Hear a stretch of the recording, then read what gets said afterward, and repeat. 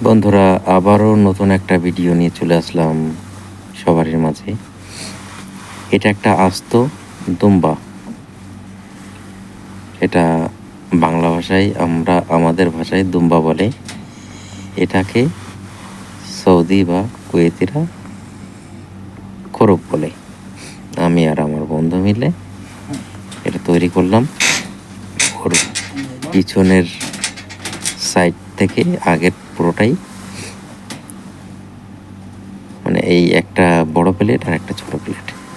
ছোট প্লেটে যাবে ওর সামনের পজিশনটা, আর পিছনের পজিশনটা পুরোটাই থাকবে ওই বড় প্লেটটাই।